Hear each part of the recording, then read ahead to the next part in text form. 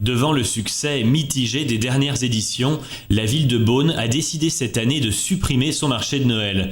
Pourrait-il en être de même l'an prochain à Dijon? La colère gronde en effet parmi les commerçants installés dans la vingtaine de chalets établis place de la Libération. Parmi leurs griefs, le manque d'animation, la faible fréquentation du public, vous le voyez sur ces images, et une baisse du chiffre d'affaires estimée par certains entre 50 et 70%. Témoignage. Il manque un petit peu d'animation, c'est pas assez gai pour les enfants, le spectacle est très bien, mais il faudra encore un petit peu plus de choses, je pense.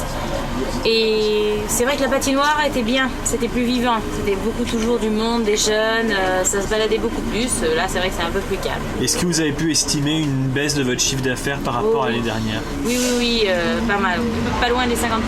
Et alors pour vous, qu'est-ce qui pourrait être fait pour remédier à ça l'an prochain?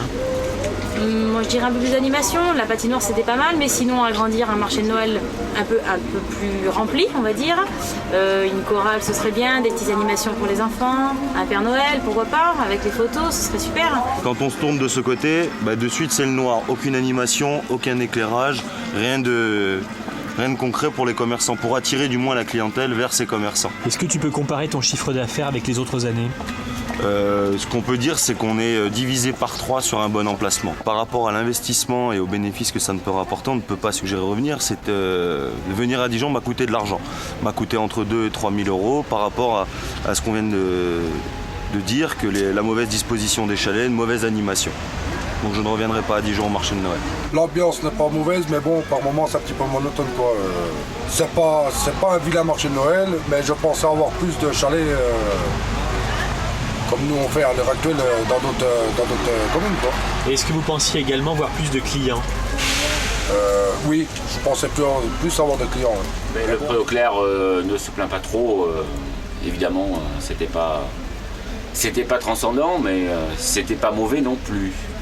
Bon, mais nous on a des produits spécifiques, on a 2 soupes, on a un chocolat chaud à l'ancienne, on a un vin chaud à la poire aussi.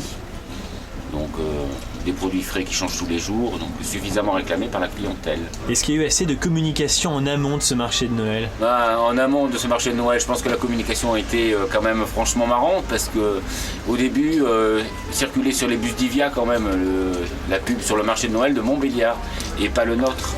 Donc c'est quand même fantastique pour la ville de Dijon, alors que les clients n'étaient même pas au courant que le marché de Noël ouvrait. Et on a eu droit à des nocturnes sans pub, sans rien, donc évidemment c'est à nous de faire la com directement.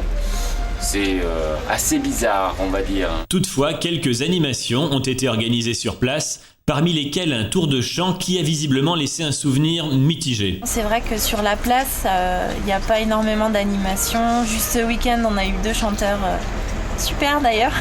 Ils étaient plus comiques que chanteurs en fait. On avait peur qu'il neige même à la fin parce que ils chantent un petit peu faux, quoi. Inoubliable, catastrophique. On croyait que c'était une blague, et puis finalement on s'est aperçu que c'était vraiment des gens qui étaient ici pour animer soi-disant quelque chose. Je pense qu'ils ont plutôt fait fuir les gens.